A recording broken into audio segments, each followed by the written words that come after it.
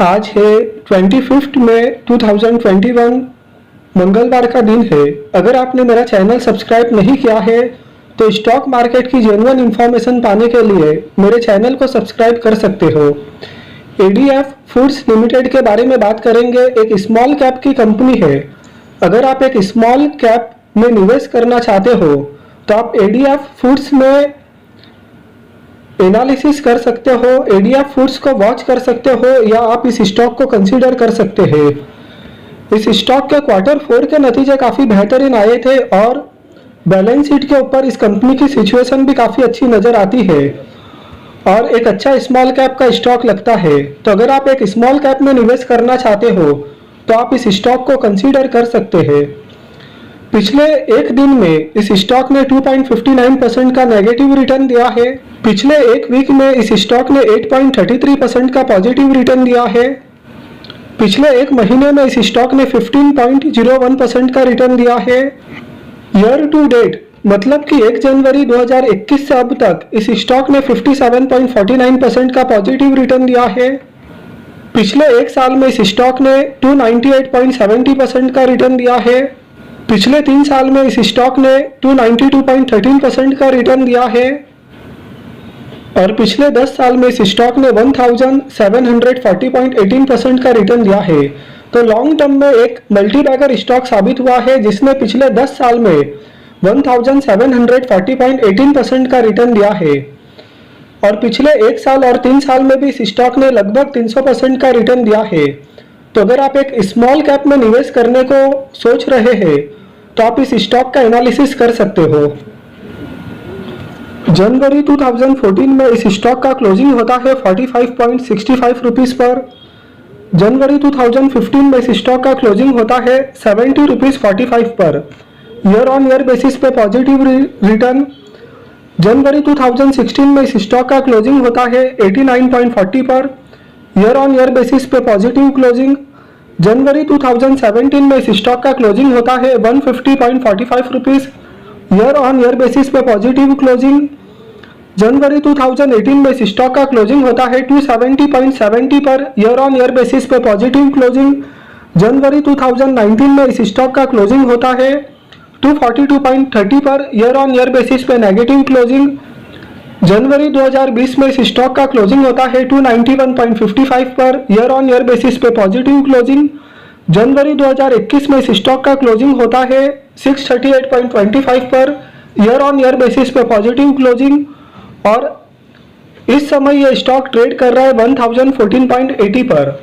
तो जब हमने इस स्टॉक का एनालिसिस 2014 से अब तक किया है तो इस स्टॉक ने ईयर ऑन ईयर बेसिस पे सिर्फ एक ही बार नेगेटिव क्लोजिंग दिया है।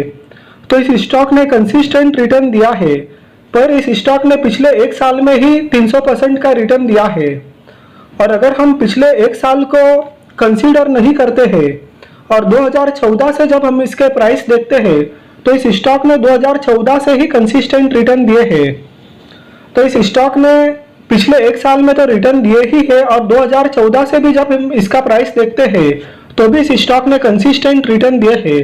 तो लॉन्ग टर्म इन्वेस्टमेंट के लिए वैसे ही स्टॉक होने चाहिए जो काफ़ी सालों से कंसिस्टेंट लगातार रिटर्न देते आ रहे हैं। लॉन्ग टर्म इन्वेस्टमेंट के लिए वैसे ही स्टॉक होने चाहिए।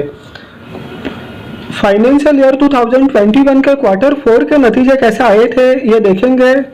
रुपीस यहाँ पर लैक्स में दिया गया है और मार्च 2020 का कंपैरिजन मार्च 2021 से होगा और पिछले क्वार्टर दिसंबर 2020 से भी कंपेयर करके देखेंगे। टोटल इनकम मार्च 2020 में 5,552.28 लाख और मार्च 2021 में 7,202.29 लाख।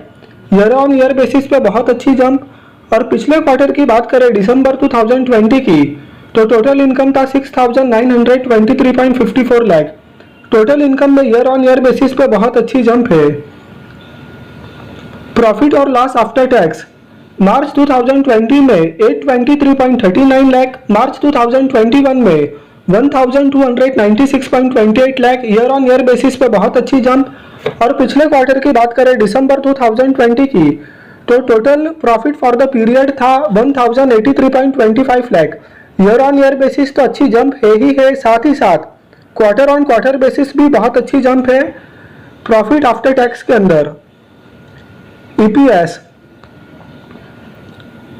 मार्च 2020 में 4.11, मार्च 2021 में 6.47, ईयर ऑन ईयर बेसिस पे बहुत अच्छी जंप। और पिछले क्वार्टर की बात करें दिसंबर 2020 की तो ईपीएस है 5.41।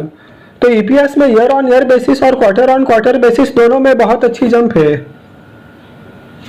तो कंपनी ने फाइनेंशियल ईयर 2021 के क्वार्टर 4 का नतीजा बहुत ही अच्छा पोस्ट किया था, जिसमें प्रॉफिट में ईयर ऑन ईयर बेसिस और क्वार्टर ऑन क्वार्टर बेसिस दोनों में बहुत ही अच्छी जंप है।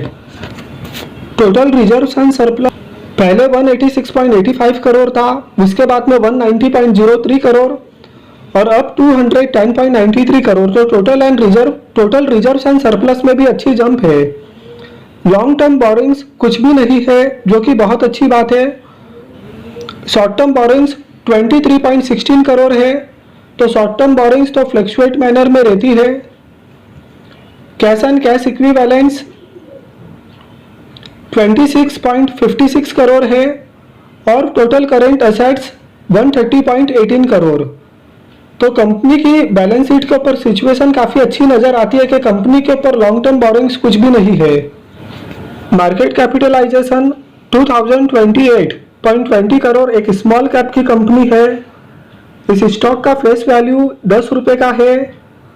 ईपीएस 15.96 का है। पीई 63.47 का है। पीबी 8.23 का है। रिटर्न ऑन इक्विटी 12.97% का है। तो फाइनेंशियल पैरामीटर्स पर एक शानदार कंपनी है। प्रमोटर्स के पास में 31.42% का स्टेक है। पब्लिक के पास में 68.58% का स्टेक है। प्रमोटर्स प्लेस होल्डिंग की कोई भी समस्या नहीं है। तो ये लॉन्ग टर्म इन्वेस्टमेंट के लिए स्मॉल कैप के अंदर एक अच्छा स्टॉक नज़र आता है कि इसके क्वार्टर 4 के नतीजे काफ़ी बेहतरीन आए हैं। बैलेंस शीट के ऊपर इसकी सिचुएशन काफ़ी अच्छी नज़र आती है और इस स्टॉक ने पिछले 1 साल में और 3 साल में 300% का लगभग तो रिटर्न दिया ही है, पर उससे भी ज़्यादा इस स्टॉक ने पिछले 10 साल में 1700% के रिटर्न दिए हैं। तो एक स्मॉल कैप कैटेगरी के अंदर एक अच्छा स्टॉक लगता है। और जनवरी 2014 में इस स्टॉक का क्लोजिंग 45 के लगभग हुआ था और ये स्टॉक आज 1000 के ऊपर ट्रेड कर रहा है। तो इस स्टॉक ने बहुत ही अच्छा रिटर्न दिया है और कंसिस्टेंट रिटर्न दिया है। ऐसा नहीं कि ये स्टॉक एकदम अचानक चला, ये स्टॉक हमेशा कंसिस्टेंट रिटर्न देता रहा है। तो अभी भी इस स्टॉक में रिटर्न देने के लिए काफ़ी अच्छा पोटेंशियल नज़र आता है। तो आप अपनी एनालिसिस कीजिए, रिसर्च कीजिए, अपने फाइनेंशियल एडवाइजर्स की सलाह लीजिए और तब भी आप इसमें निवेश कीजिए। वीडियो आपको पसंद आया हो तो लाइक कीजिए, चैनल को सब्सक्राइब कीजिए। Thank you.